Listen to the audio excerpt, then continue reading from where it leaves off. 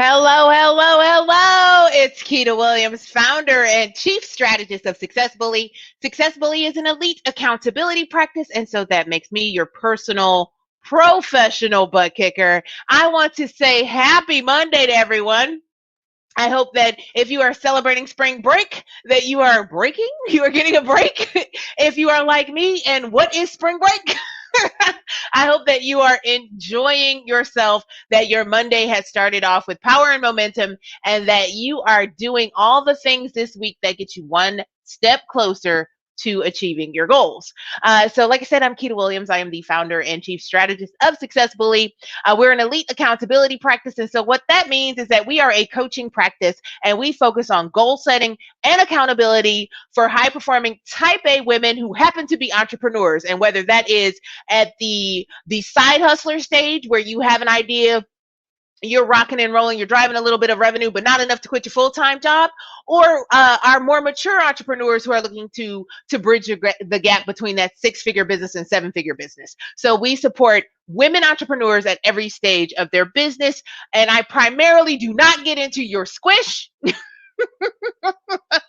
So I am not a soft and squishy individual in the sense of I will honor your feelings and I will support you the best way I can, but we are focused on actions, right? So we don't dig deep into childhood traumas.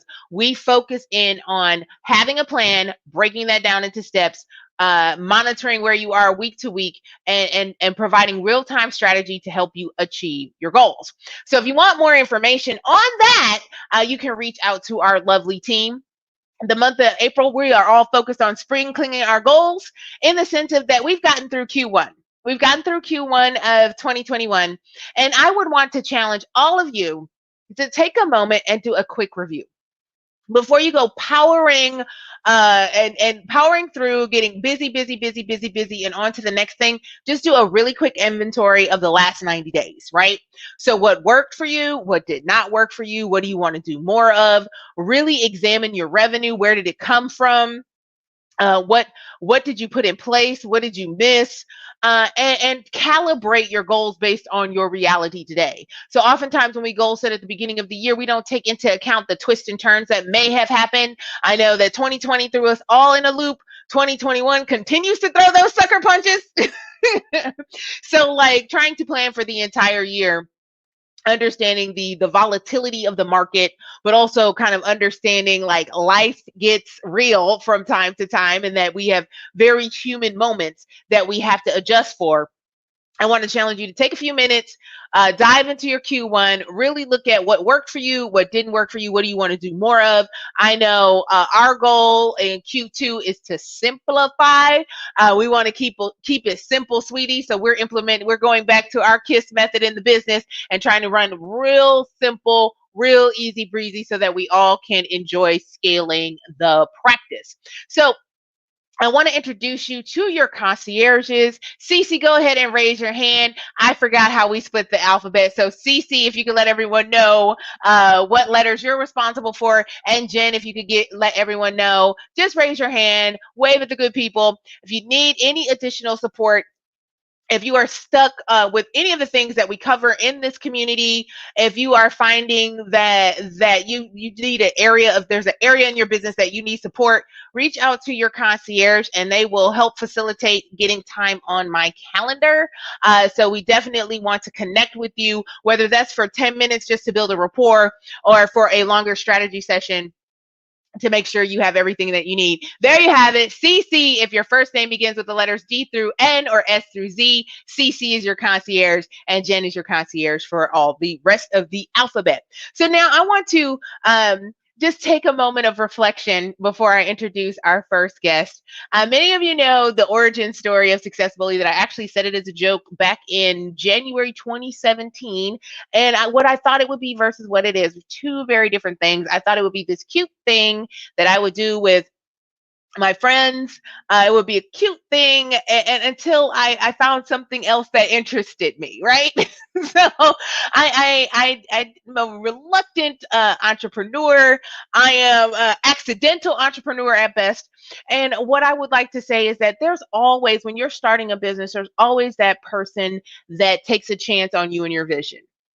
And it takes a chance on what you're trying to build, that assures you that there's value in where you're going, and assures you that you're good at what you do. And for me, Carrie Melissa Jones is that person. She was the first one to believe in what I was trying to do. The first like paid client I've ever had. And the first client that, as you're building, you're figuring it out together. And so like I am so grateful for her belief in me and her continued support of this coaching, what do I call it, like coaching brand. I don't even know, what do we call it, world domination. Yeah, I don't know what I'm building at this point, but like has been that present voice throughout this journey. And so this is a full circle moment for me, and I'm gonna do my best to keep my mascara where it belongs, on my eyelashes and not down my cheeks, because I know this isn't water resistant, but it does make my lashes look really full and long.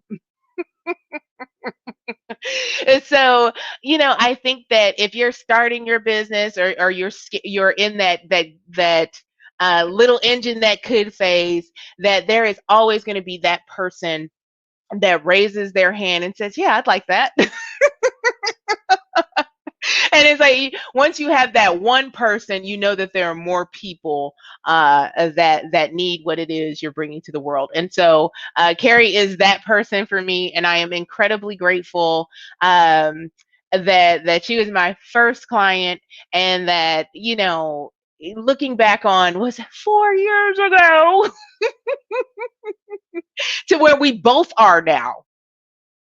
Right? So much growth, so much like amazing things happening, that I am just like so blessed to be in her circle of influence.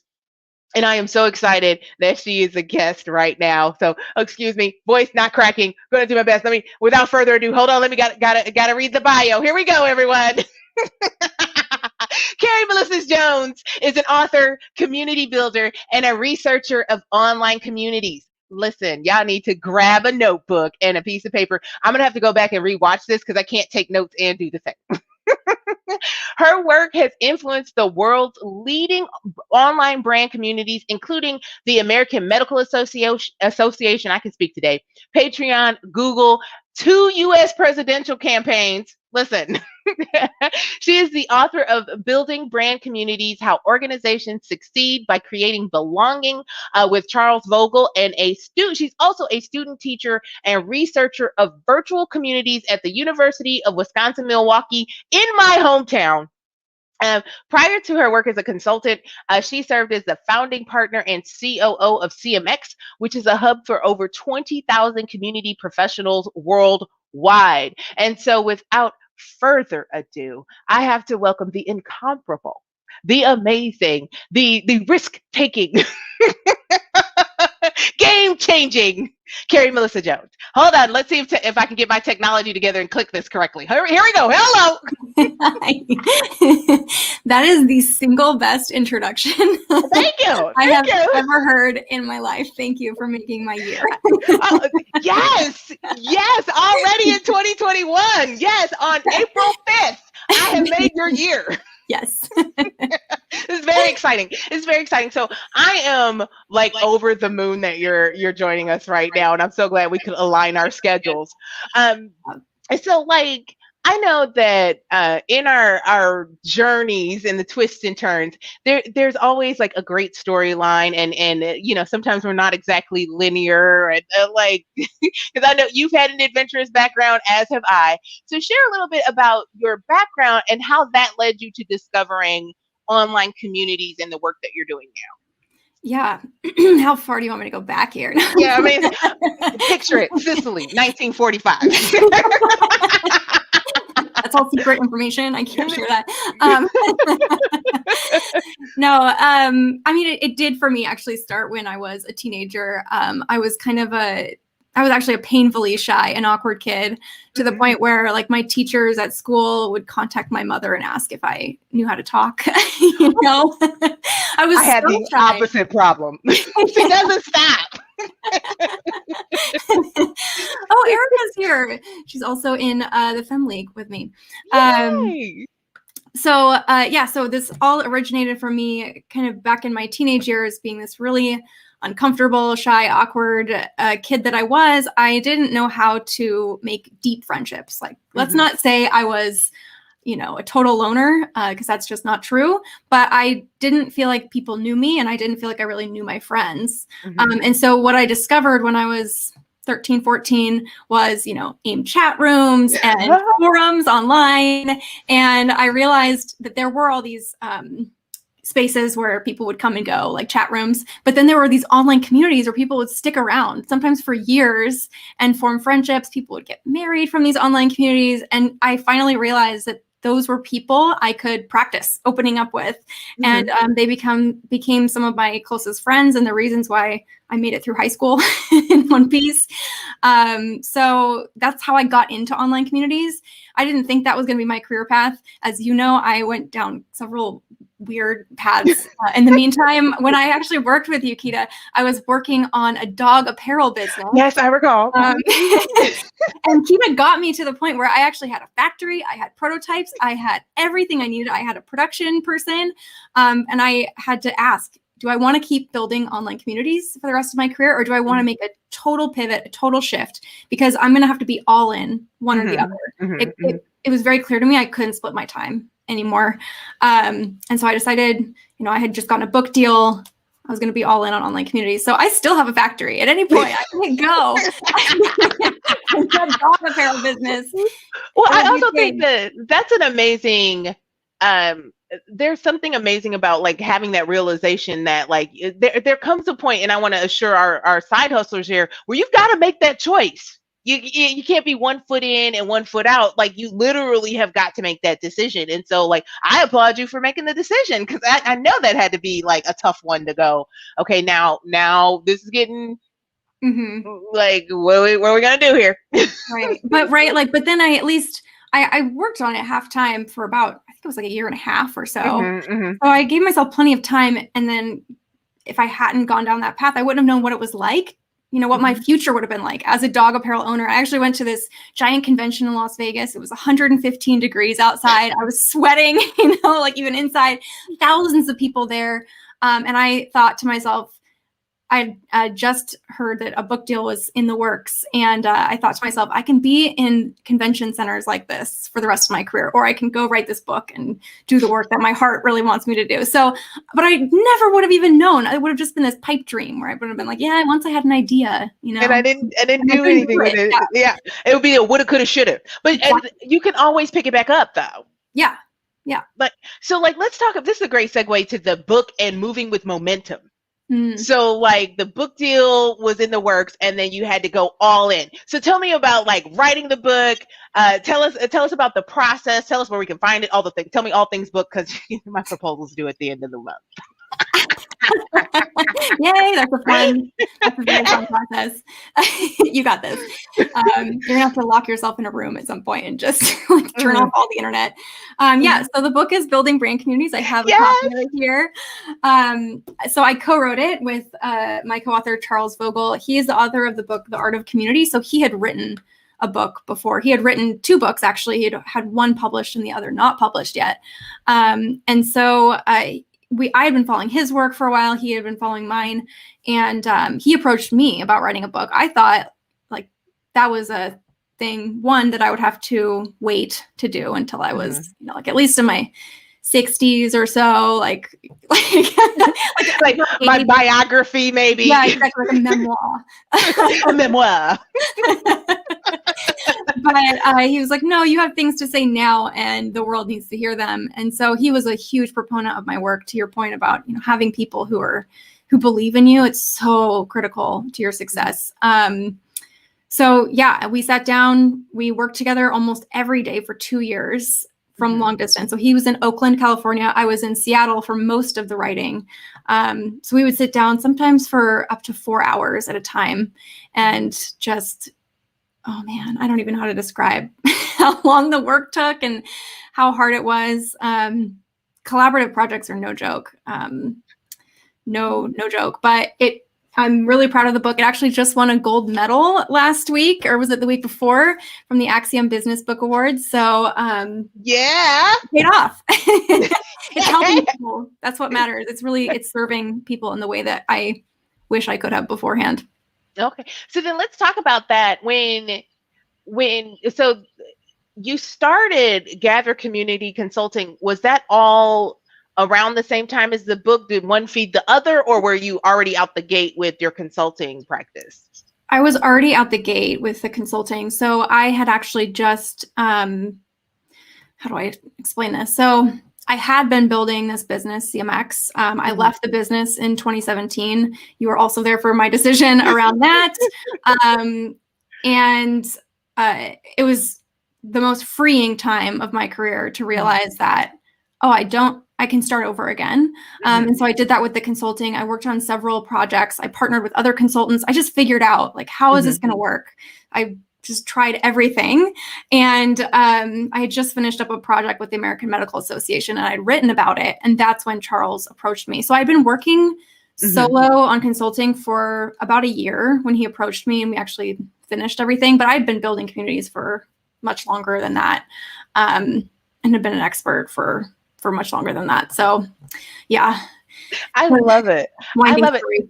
No, but like, that's the interesting part, that there again, that comes back to that momentum, right? So you, like, I remember you toiling over making that decision to leave CMX, like where like it was time to do something different, and what that something different looked like. And so, like, making that move, staying in motion, and here's a book deal. Like, there is so much. If there's anything I want our viewers to take away from this, is the idea of, like, stay in motion.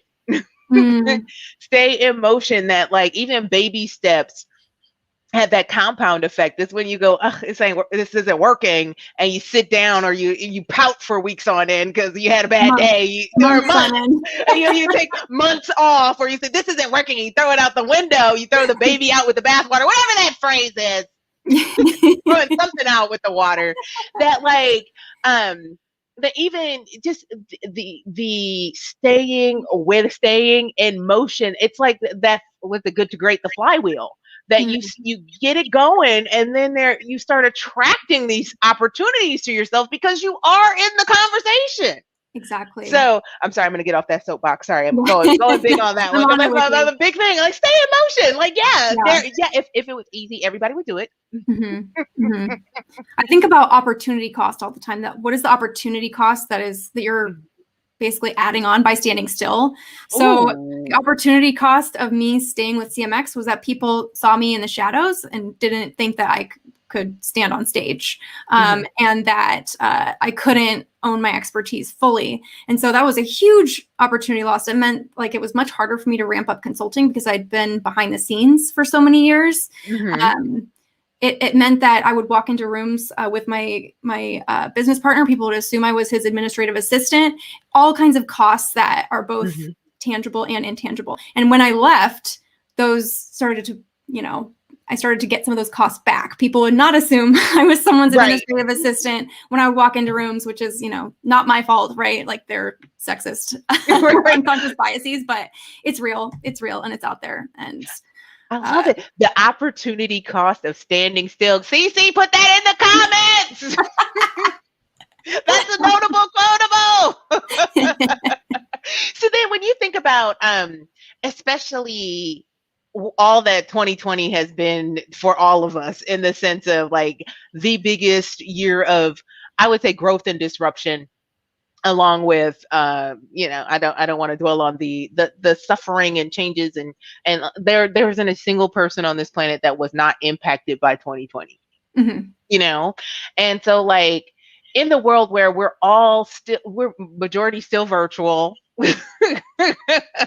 I don't see myself putting on pants and going anywhere after this, to be honest. Like, now that I know I can do it like this, I don't know that I'll ever go back to the old way. So why, in your opinion, like, how do you see the community building space changing now that the world has changed so much? Yeah, I was just thinking about that today, especially in light of things opening up again and people wanting you to be in person. There's just, I don't know what it is. Like, I'm sure I can sit down and try to articulate why it is that they want you to be in person. They think it's better. But I'm thinking about saying no to more and more of that in the future. So in terms of online communities, this last year has opened people's eyes in a way that I think they've been shut really tight for many, many years. So in the 90s, online communities were like the place to go to meet new people. You would go, there was one called The Well that was like the first official online community, and many AOL communities. And a lot of that kind of died out with social media. It became much more about maintaining relationships that you had met, people you had met with offline. You would, you know, you met somebody at a party, you'd be like, I'll be on your Facebook friend now. And so the dynamics really shifted. But I have known about the power of online communities since the 90s. You know, I was there before it was cool. Right. In the chat room. On my message board. But there's actually thousands and thousands of people who are aware of this, have been part of online communities for a long time, long before 2020. And it's sort of like, I've had many conversations this year where community builders have said, like, finally, people are listening to me. And so it feels like this justice, but I don't think that's going to go away entirely either. A lot of people say there'll be a pendulum swing toward all face-to-face. I think that's probably true for a short period of time, but then we're going to find some leveling out because, like you said, it is so much more comfortable to do your job in your sweatpants. I just finished coordinating 2 workshops last week with executives who are all around the world, and I didn't have to fly anywhere. I didn't have to get on a plane. I did not have to get on a single plane. Gosh. I think about the amount of stress that added to my life. Just running from gate to gate in airports. Never being home. Yes. And just having to time everything out in such a way. It was just all that logistical stuff. I think we're going to realize there are major benefits to online communication. I think some people will not. I think there's a lot of personality preferences around online connection versus offline connection. But it's here. It's now in play. And if you are a business owner and you're not thinking about how to connect people digitally, now is the time. Now is definitely the time to start thinking about that. And thank you for that great segue. Oh my goodness, we got some seamless transitions here. We are going for it. I love this interview. So then, like, for some of the business owners and some of our side hustlers and our scalers and our boss ladies here that are kind of, I don't want to say slow to the community building or new to it, what are some of those like cornerstones that they need to take into consideration when they're developing that genuine and meaningful community? Yeah, I think we're all community builders as human beings. So the first thing is to recognize you already have the skills that you inherently need to build community, whether online or offline. And then second, making sure that your purpose is really clear. So that is the cornerstone of everything. Why are we gathering? If you can't answer that question, take a beat and see if you can stop for a second and say, what is the unique reason why this group of people needs to come together now? If you can't answer that, even after sitting with it, then it might not be the right way to think about building community, or it just might not be the right time, whatever it is. We don't need more noise, just building community to build community. A lot of people I've seen just building Slack groups to build Slack groups or Facebook groups to build Facebook groups. They really need a solid purpose. And then once you have that, everything else can kind of take shape around it versus saying, okay, I have a Facebook group now. I know I can do, these courses within it. I know I can do Facebook Lives, and I know I can, I don't even know what Facebook groups allows you to do these days. Apparently there's rooms. Now their guys are going away, but watch parties are no more at middle of the month. Oh gosh. Okay. I'm switched on. I'm totally switched on. I do not build on Facebook groups. We can talk about that as a segue to at some point. So I'm not even aware of the feature set at this present moment. But we never want to think platform first. We want to think purpose first. Purpose first. Love it, love it, love it, love it. And so, like, I know that, and this is a question from our lovely CC, our marketing coordinator. So when we're thinking about like maintaining the conversation and the engagement in the group. Because like, I've popped into groups and it's like, okay, nothing going on here. Pop right out. Yeah. So then, like, what are some of your best practices when we're thinking about that ongoing conversation and creating that engagement so it's purposeful and meaningful to everyone in the group? Yeah. So I could answer this question by giving you like 10 hot tips. Here's my top 10 tips. Yeah. And you can find those all over the internet, frankly. If you just look at like how to engage people in my online community, you'll find all kinds of random tips. Again, my answer to this question is you have to start with your purpose first. So it has to be really, really clear. Again, why are we gathering? Is it because people feel isolated around the thing that they're gathering around? Is it because people feel like they can actually make progress when they have accountability with peers in the group? So whatever it is that's really, really specific to your purpose, then think about, okay, if I were in my member's shoes, what would I need to hear today? What would I need to see? Who would I need to meet to get unstuck? And start to think about programming from this more, it's more of like a gut reaction or gut intuition kind of process versus like, here's a spreadsheet of all the top tips you could do. Now put together 10 posts. I have giant paper that I use, like, it's huge. It's bigger than I can even like show you on my screen right now. I have giant paper. I bought markers.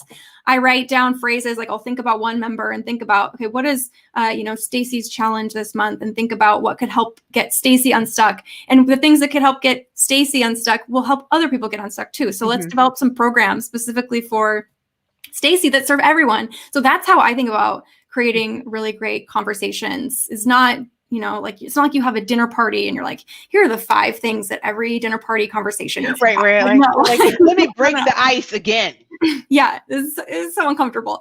And it starts to feel rote. It starts to feel stodgy. And that's why we really need to create from a place of alignment with our members, with our purpose, and think about how we as the leaders can get out of the way and help our members help other members. That's the real magic sauce when that happens. Oh yeah, when the community support, and this is also why I love group coaching. Yes. Yeah, because eventually the group started like self-coaches. Yeah, people. I mean, there's, even as an expert, there's just stories that you don't have, like things that you can't necessarily relate to as one person. And so unlocking that and helping everyone feel like they have wisdom to share is just, that's what the promise of the internet was. I don't know that we've delivered on it. We're working on it. Work in progress. We're trying to like go back and fix it. Well, like I definitely feel like when I think about it's really interesting. Like I had this really profound conversation with a friend that was just like anti on like all things social media and all things like, I don't want to do another Zoom. And I'm like, you're going to go for quite a while without any interaction, like if you're so resistant to that. And who's to say like, yeah, let's say we all get vaccinated by this summer. I don't know that I'm going to go sit in a movie theater. I don't know that I'm going to go to a big concert. I don't know that I'm going to, like go to a conference and show up and do the thing in person. I don't know that I'm ready to do that yet. I know. Thinking about that is actually making me like uncomfortable. Like just thinking about it. I'm thinking about all the surfaces I would have to touch to do that. That's it's gonna be weird. We're gonna need a lot of, I know organizations are thinking about this right now, like rituals to get people back into feeling safe, physically safe around other human beings. That's there's an expert in ritual design named Ezra Bookman, and that's like his whole job and his whole work is just developing rituals for organizations. And it's a very cool job. Who knew you could do that? I know. Who knew? I know. So we're going to need people like that to steward those experiences and help us slowly reintegrate. And we're going to need people to remind us of what was good about the online connection too, and people to continue to gather people virtually. I love it. I I watched last night. This is sidebar. Because like I did Easter brunch that didn't start till 5 p.m. with friends. Long story. It was fun. Great, great, great. So we were watching on Instagram the verses with Earth, Wind, and Fire and the Isley Brothers, and we were together in this, like, you know, our germ pod, but like we were watching this with 300,000, 400,000 other people, right? And it was like, wow, I got everything I needed here. I got my personal connection. I got this shared experience. Reading the comments was hilarious. And we would read the comments, you know, these dramatic readings of the comments. And then it was really great music. And so like, no, like I kind of like this. And no one spilled beer on me. Oh. I feel like every concert I went to, somebody would spill something on me. I know. So let's talk about your big vision for 2021.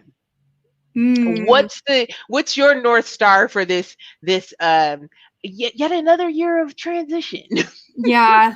Well, this year I will be finishing my master's degree. So yeah. So I remember the application process. Yeah, we'll see. So that will be done in December or so. Okay. So my manifestation image right now is like me in a library. Finally, one day when I can go back, the Golden Meyer Library. Yes. Holding my cap and gown. So that's my big end of year goal, which means I have to write a thesis in the meantime. So no pressure. No pressure.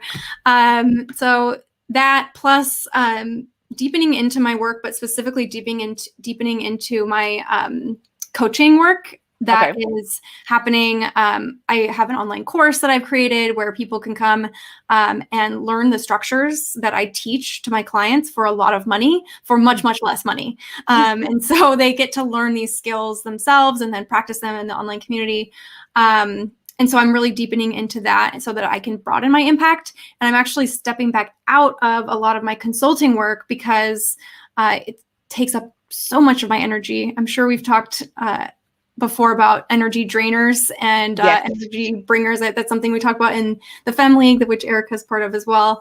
Energy drainers, some clients are energy drainers. There are some who just light me up. I love working with them. And every time I'm fooled into thinking every client is going to be like that. Oh, yes.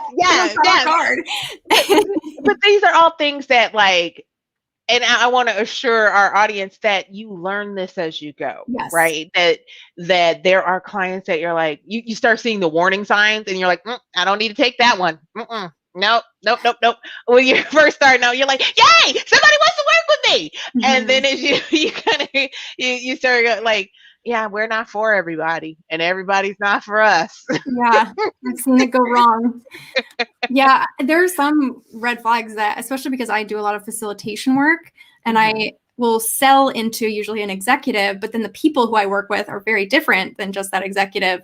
That I have not figured out the right way to figure out the red flags for. But that's also my job. I have to deal with that. That is my own doing. And so basically, yeah, my vision for 2021 is to scale back on that, work on 2 big projects per quarter, which I like it. Never would have been confident enough to even put a number on that until this last year. And this is my 7th year as a consultant, my 4th full-time year. And so that plus finishing my master's degree. So really just taking everything I do to the next level. And, you know, of course, there's personal things in there. I'm getting married this summer. And so, yeah, I will tell Dom. Give him a hug and hold it a moment past proper. It's like, it's from Keita. I love that so much. So yeah, we're going to get married on a mountaintop in Colorado this summer. And so, yeah, I just want to be refocusing my priorities more on family and friends, especially as, you know, I can see friends again for the first time. My business has been a huge focus of mine for a decade plus, and it's time for me to not put it number 1 for a little while. That's just me. That's not for everyone. That's just me. I'm ready to make it number 2. I understand. Yeah. Yes, as someone this has been all of my focus for the last 4 years. Yeah. And so what else did I want to ask you about? Oh my goodness, I have a lot of follow-up questions. So like when you think about that quality over quantity, right? When you're thinking about that kind of, and this is that beauty of designing your life, designing your business. Like, so how are you, when you're saying you're scaling back, like what is how are you having those conversations of scaling back? What does that look like for you? Because I gotta know for selfish reasons. Yeah, I mean, I've honestly, people used to contact me and I would say yes to everything, like you said, which was a great learning experience. I'm glad that I did that. But it meant that they could call on me and then I would have to wait on them to get started on projects, which would sometimes take months and it would really mess with cash flow and all kinds of other things. Yes. Yeah. Now what I'm saying to people is I talk to them, let's say February, March, and I say, I can't work with you till May. So you got to get your ducks in a row in May so that we can kick off on May 1st. And so that puts honestly, I think clients really appreciate it because it means that they can then get themselves organized as long as you give them tasks to do before that date. And of course, some of them are like, no, this is on fire. We need this dealt with immediately. And I have lost clients and I'm okay with that. I don't want to work with people who when it's on fire, don't call me in. Yeah. I'm not your like fire putter outer. I'm much more like preventative, like let's let's build a firm foundation. Yeah, which I put out enough fires to know that it's just I can do the work. I just, again, energy draining. Like this comes back to that designing it, like, and I think that and I even know for myself that like you can, just because you can doesn't mean you have to. Yeah. Like, what do you enjoy doing? Do more of that. I love it. I love it. I love it. I love it. I love it. I will be following along on all things nuptial in the coming months.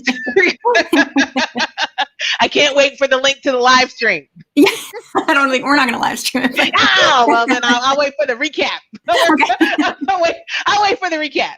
So, like, let's talk about is one of the things I yell on the internet quite a bit. The idea of ruling your time as opposed to like time management, because time management implies it has a choice. That you can call in sick, you can let yourself slide, but ruling your time means that you are the monarch of your non-renewable resource, right? Yeah. So, like, how do you keep it all in balance? Like, you're in grad school, you're running your consultancy, you're living a full life, you're in you're getting used to a semi-new city at this point. So, like, how are you keeping all of those things in balance? Some days are better than others. To be perfectly honest with you, on Friday, I collapsed and just started crying because I was so exhausted. I couldn't even verbalize like why I was crying. I was just so tired. And there's, at some point, you're going to have to make choices, right, of what's going to have to slip and what is going to get your priority and your time. And so I'm constantly kind of in this seesawing motion. And I just really, I pay attention a lot to how I'm feeling. So that when I start crying for no reason, I'm not like, okay, well, I'm going to pull myself back up and start again tomorrow. And my partner, Dom, is invaluable to me in this. He's like, Carrie, I'm going to rip the books out of your hands. You're not allowed. I have confiscated your books. Yeah. He's literally done that to me before. So, I mean, having someone who can like see your signs is really important, no matter what role they might play in your life. So yeah, I just try to pay attention and change based on that. So like this week, for instance, I canceled a bunch of meetings. I, did not want to think about myself one Friday from now, crying again, because I'm so tired. So canceled meetings, moved things around, asked for extensions on some schoolwork, just, put my big girl pants on and just reprioritized on Sunday, and rested a lot this weekend. I want to congratulate you on resting. I think that, do you follow the nap ministry? Yes. I love that. Napping is resistance. Rest is resistance. Oh my goodness. One of the gifts I gave to myself earlier this year was like moving into a bigger place. So like I have a proper office. And so like closing the door has been transformative for me. Going, I am done working. Cause like, more does not mean more. Yeah. Mm-mm. More does not mean more. And so just closing the door, like, we're done. Yeah. Like Friday, was it like noon? Yeah, I have a pandemic puppy named Dante. He's a 8-month-old Shar-Pei. If he walks in the room, I'll introduce you. Okay, yes, please do. And we went on a puppy play date. I closed the door. We were outside, in the park, terrorizing other people because he doesn't know how big he is. So it's fun to watch.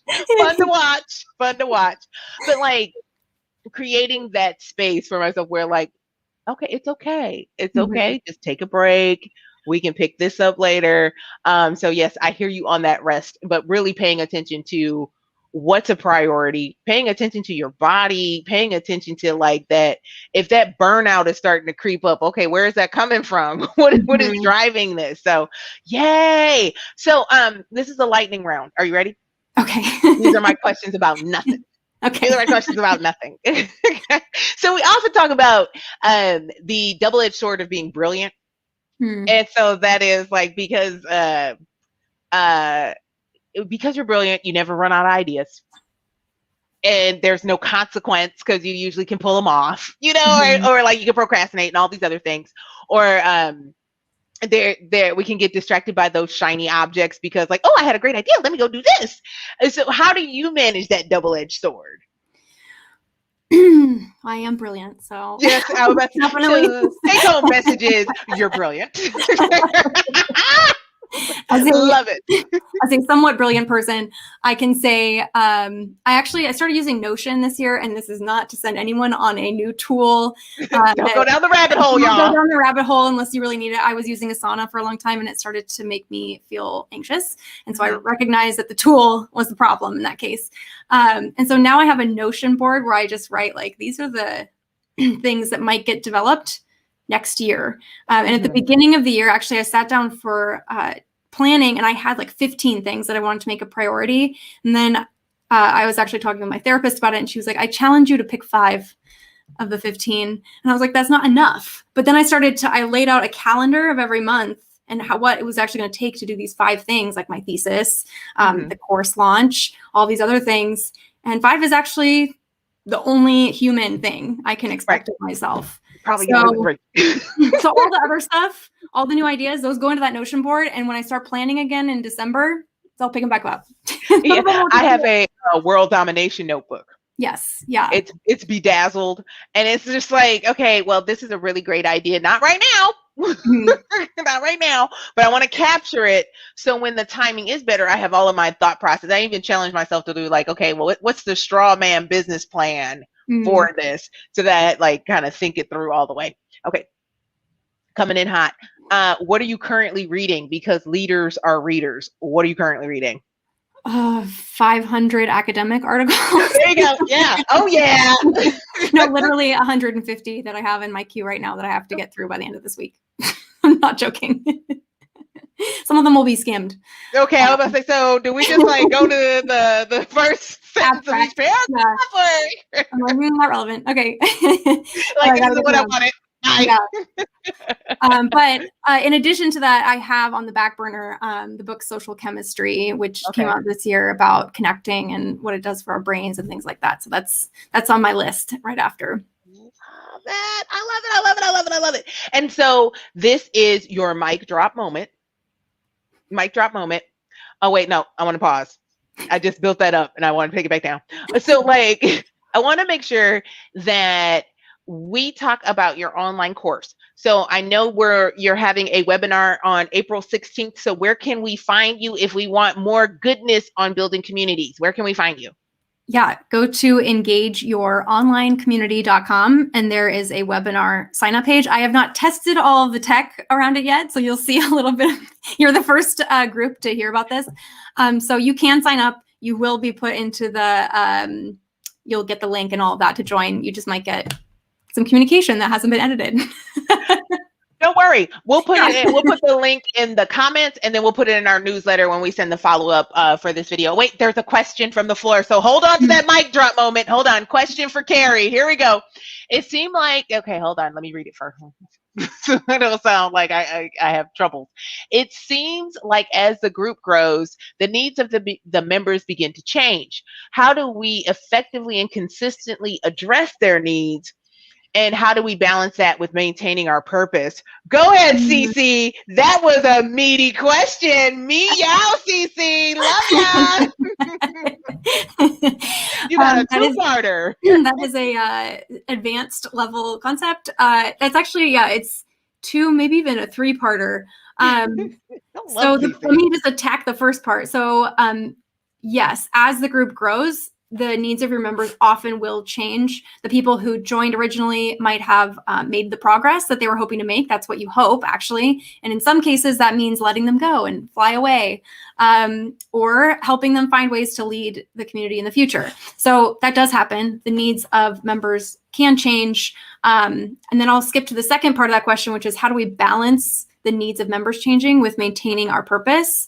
Like I said, if your purpose is still what your purpose is and you don't think you need to change it, then let those members go if their needs no longer align with the community's purpose. Because actually there's some research out there that indicates that the value of bringing on aligned newcomers far outweighs the value of losing members in an online community who are not, they're just not being served anymore. And they might actually hold you back from growing your efforts. I know that's a really hard, we can talk about that. That's like a whole thing. I've had coaching sessions that are just about like, we're pivoting and I'm not ready to let go of some of these people. It's an emotional thing to do. But sometimes it's the right thing to do. Or you can revisit your purpose and say, our members' needs have changed. Let's revisit our purpose and make it relevant to these members. So there's two things you could do there. And then how do you effectively and consistently address their needs? This seems really amateur and simple, but it is this simple. Just put out a survey and ask people regularly. And by regularly, I mean, typically it's like once a year, once every 6 months or so. What are their top needs? If they were to rank those needs, which ones would be first, second, third, things like that. What are they enjoying so far? What are they not enjoying so far? Just get feedback, consistently get feedback and talk to them. I love it. Cece, I believe that's the like half the agenda for the team meeting on Sunday. There are survey templates in the online course for a member check-in survey. So wait, you got a mind blowing from Cece. I love it. I love it. I love it. I love it. Okay, now we're ready for the mic drop moment. Okay, now we're ready for the mic drop moment.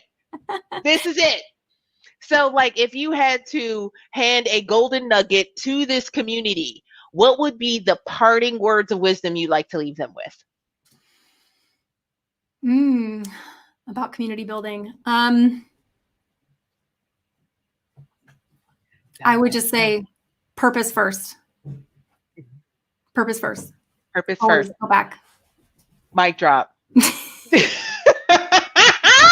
I love it. I love it. Thank you so much, Carrie. You have been invaluable to me in so many different ways, and I am so glad that you are here today. I thank you for sharing with us. Thank you for sharing with our broader community. I know that within our space we have quite a few community builders who are building around their brands, and so this has been such like I said, I got to go back and watch it so I can take notes. Cece put the link in the comments. So thank you so much, Carrie. I'm going to put you back in the waiting room and I'm going to, land the plane. I'm going to do that thing. But thank you so much. This is amazing. Thank you. I'm so happy we got to talk. I miss you. Miss you too. Okay, hold on. Be right back. So once again, I want to thank our amazing guest, Carrie Melissa Jones, for joining us. And so if you are building a community as a extension of your business and your brand, definitely go back and watch this. If you're watching the replay, reach out to Carrie with your questions. Make sure that you grab your spot on April 16th for her upcoming webinar at engageyouronlinecommunity.com. So we just literally scratched the surface in this interview. So if you want more of a deep dive and you want to know how to work with Carrie, please sign up there. Grab your spots. Spaces are limited, so I'm going to create some urgency for you. I also want to remind you that we are booking a few calls this week. We have 5 spots available. If you are looking to bring in an additional 10K in revenue in your business in the next 90 days, I want to chat with you 30 minutes. I want to help you map out how you can do that in the next 90 days. So you can grab your spot at successbully.com/call. Again, reach out to your concierge if you have any additional questions, if you need support with any pieces of your business. We are here to serve, serve, serve, and we want to help you map out your pathway to escape corporate America. So once again, I am Keita Williams, and I am the founder and chief strategist of Success Bully. Let's get after it.